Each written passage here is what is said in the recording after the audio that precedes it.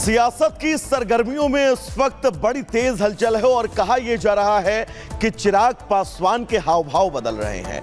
दरअसल चिराग पासवान केंद्र के तमाम फैसलों में अपनी असहमति जता चुके हैं और सबसे अहम यह है कि कई लोग तो अब यह भी कहने लगे हैं कि विधानसभा चुनाव जब बिहार का होगा, अगर गठबंधन नहीं होता है चिराग पासवान का बीजेपी के साथ, तो बिहार विधानसभा चुनाव चिराग पासवान की पार्टी अकेले लड़ने वाली है। रिपोर्ट आपको दिखाते हैं। कहते हैं सियासत में कोई किसी का नहीं होता, होता है तो बस मौके का, और जिसको जहां मौका मिलता है वो चौका लगा देता है।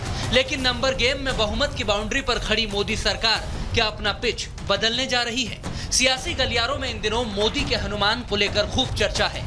जी हां, आप सही समझ रहे हैं। चिराग पासवान, जिनको लेकर कहा जा रहा है कि बीजेपी और उनकी राहें जुदा हो सकती हैं। मोदी ने जिस चिराग को मंत्री बनाया, अब उनकी आउटगोइंग की बातें होने लगी हैं। लेकिन क्यों? संकेत क्या है? आगे आपको बताएंगे। पहले समझ लीजिए कि चिराग और सरकार में दूरियां किन मुद्दों को लेकर सामने आई। जब चिराग ने केंद्र में मंत्री रहते हुए भी लेटरल एंट्री के फैसले पर आपत्ति जताई, चिराग पासवान विपक्ष की जाति जनगणना की मांग का एक तरह से समर्थन और इसे जरूरी बता चुके हैं। उन्होंने SC/ST में क्रीमीलेयर को लेकर सुप्रीम कोर्ट के दिए फैसले पर भी विरोध जताया। वहीं उन्होंने वक्फ बोर्ड बिल जो मोदी सरकार लेकर आई उसका भी खुलकर समर्थन नहीं किया। तो वहीं यूनिफॉर्म सिविल कोड के पक्ष में भी चिराग पासवान नजर नहीं आते हैं। उत्तर प्रदेश में योगी सरकार ने जब दुकानों के आगे नेम प्लेट लगाने का फैसला किया तो चिराग ने इसका भी विरोध किया। पिछले करीब 3 महीनों में कई ऐसे मौके आए हैं जब चिराग अपनी ही सरकार से अलग रुख अपनाए हुए हैं। मैं 21वीं सदी का पढ़ा लिखा युवा हूं और मेरी लड़ाई ही जातीयता और सांप्रदायिकता के खिलाफ है। जातीयता और सांप्रदायिकता ने ही सबसे ज़्यादा मेरे राज्य बिहार का नुकसान किया है। जो ये ऑब्जर्वेशन सुप्रीम कोर्ट के द्वारा आई उस पर हम लोगों की भी असहमति है और इस असहमति को प्रमुखता से हम लोगों ने दर्ज किया है। हम लोग इस बात को लेकर स्पष्ट है कि अनुसूचित जाति का आधार अनटचेबिलिटी है। इसका कोई शैक्षणिक आधार नहीं है, इसका कोई आर्थिक आधार नहीं है।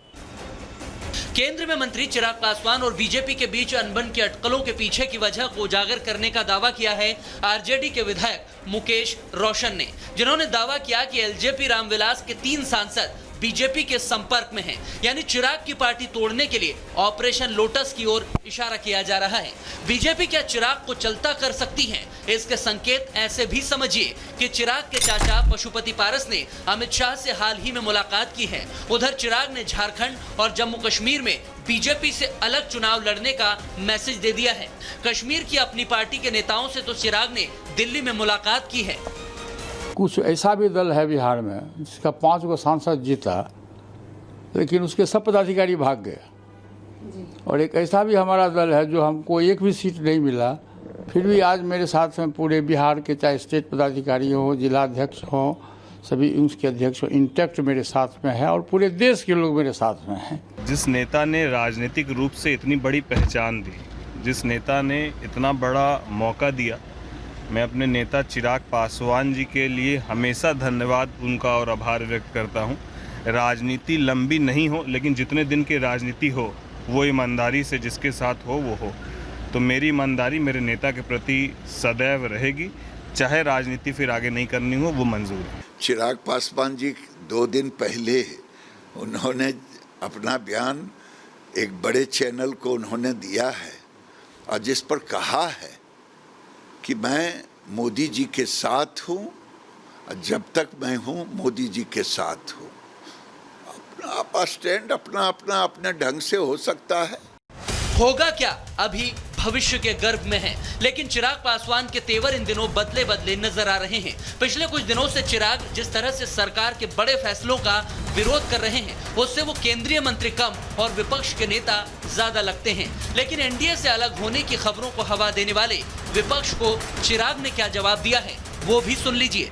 राज की हांडी बार बार नहीं चढ़ती। मेरे पार्टी के सांसद खुद इस बात का स्पष्टीकरण दे चुके हैं। तो जो लोग सोचते हैं कि भैया इस तरीके की सोच या इस तरीके के र्यूमर्स को हवा देकर चिराग पासवान को डरा लिया जाएगा, ये कांच की हांडी बार बार नहीं चढ़ेगी।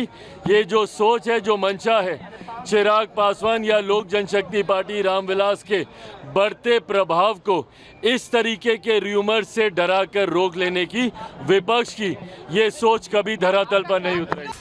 अगले साल बिहार में विधानसभा चुनाव है। इस साल भी कई राज्यों में वोटिंग होनी है। क्या इससे पहले एनडीए का कुनबा बदला बदला दिखेगा? चिराग को चलता किया जाएगा या फिर वो अपने बयानों को लगाम देकर मोदी के हनुमान बने रहेंगे? Bureau report, Republic Bharat.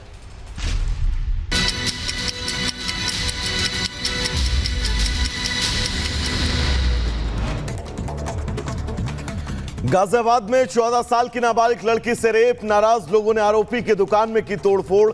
E rickshaw फूका, आरोपी दूसरे समुदाय का बताया जा रहा है। घटना के विरोध में बड़ी संख्या में थाने के बाहर पहुंचे लोगों ने देर शाम विरोध प्रदर्शन किया। स्थिति बिगड़ता देख पुलिस ने प्रदर्शनकारियों पर लाठीचार्ज भी किया।